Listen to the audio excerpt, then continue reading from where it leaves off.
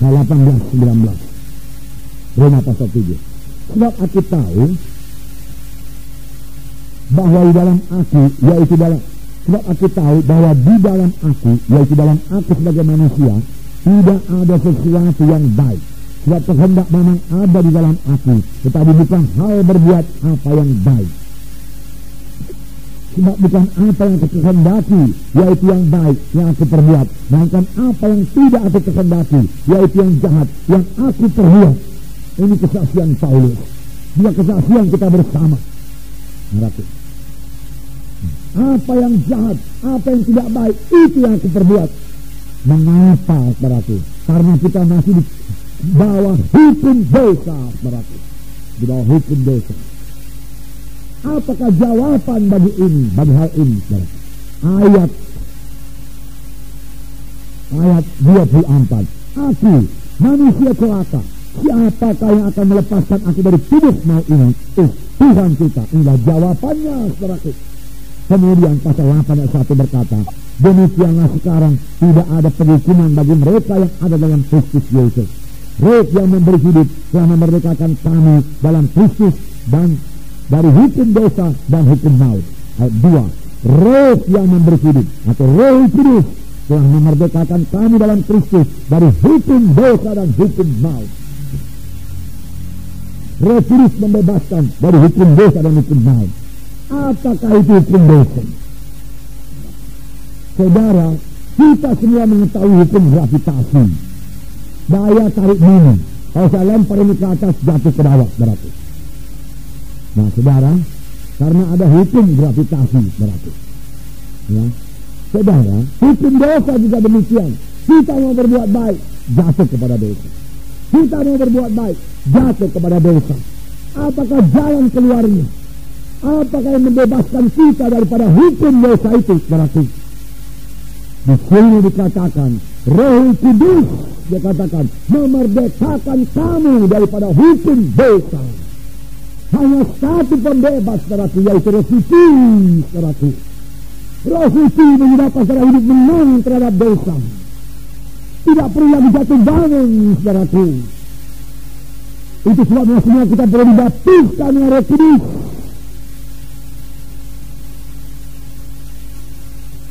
Karena hidup kekristenan kita ini, saudaraku, bukanlah dimaksudkan Tuhan hidup jatuh bangun. Tetapi Tuhan mau kita hidup berkuasa melawan dosa, saudaraku. Tuhan mau kita hidup suci, saudaraku, di dalam dunia ini. Dari mana akan kita capai itu, saudaraku? Dengan pengetahuan manusiawi kita, dengan tekad kita, saudaraku. Berapa kuatkah kita manusia ini, saudaraku? Saudara, sama seperti untuk menerima keselamatan, kita tidak bisa menerima keselamatan dengan perbuatan baik kita, dengan kekuatan kita, dengan pengetahuan kita, dengan kesanggupan kita. Kita tidak bisa lahir baru, tidak bisa menerima keselamatan dari Tuhan.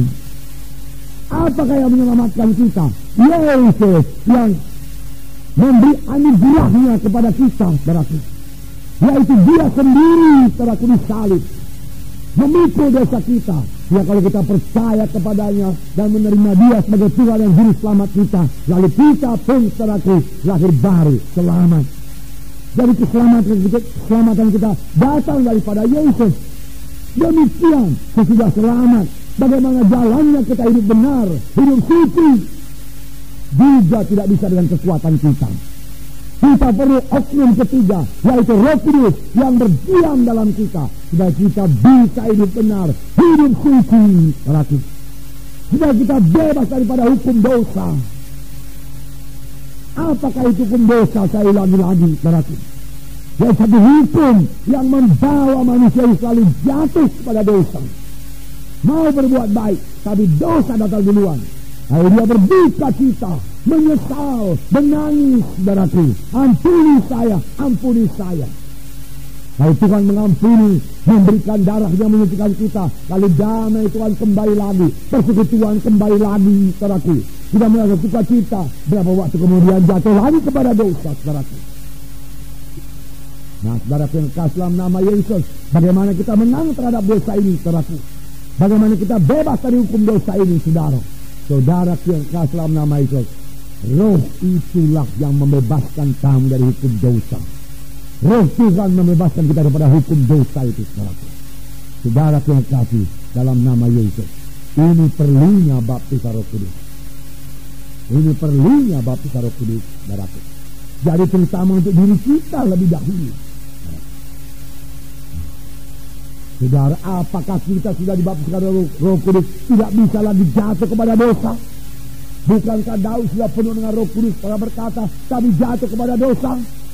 Bisa, tetap bisa jatuh kepada dosa. Tapi kita tidak di bawah hukum dosa itu lagi. Saudara, kita sudah merdeka dari hukum dosa itu. Kalau kita mengetahui hak kita ini, kita sudah merdeka.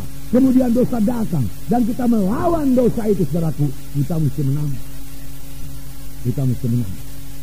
Roh Kudus sudah memerdekakan kami, dari hukum dosa dan hukum maut, yaitu Roh Kudus. Haleluya, saudara. Mereka telah oleh kuasa. Tanpa kuasa itu mereka tinggal kecil saja, saudaraku. Padahal Tuhan telah memberikan kuasa itu kepada kita. Menjadi saksi Yerusalem, Judea, Samaria, hingga sampai ke ujung bumi. Nah, jadi itu pertama sekali, saudaraku, baptis Roh Kudus kepada kita, bila kita menang terhadap dosa, bila kita hidup benar, hidup suci. Terima baptis Roh Kudus. Setelah kita terima baptis Roh Kudus, penuh senantiasa dengan Roh Kudus. Kalau sudah penuh dengan Roh Kudus, dalam beroleh kuasa untuk hidup benar, untuk hidup suci, saudaraku. Kalau sudah penuh dengan Roh Kudus, kita sudah baca firman Tuhan, kita akan menjadi mengerti firman Tuhan ini. Kalau sudah penuh dengan Roh Kudus, kita sudah melayani, pelayan saudara diurapi oleh Roh Kudus. Jadi untuk diri kita sendiri, saudara. Yang kedua, saudaraku, Roh Kudus memberikan kuasa dalam pelayanan. Berikan kuasa dalam pelayanan. Sehingga pelayanan kita ini berhasil dan berbuah. Saudara, untuk berbuah itu perlu kuasa, saudaraku, kuasa. Kuasa Roh Kudus yang mengurapi kita. Saudara, sehingga kalau kita memberitakan firman Tuhan ataupun bersaksi, ada urapan Roh Kudus.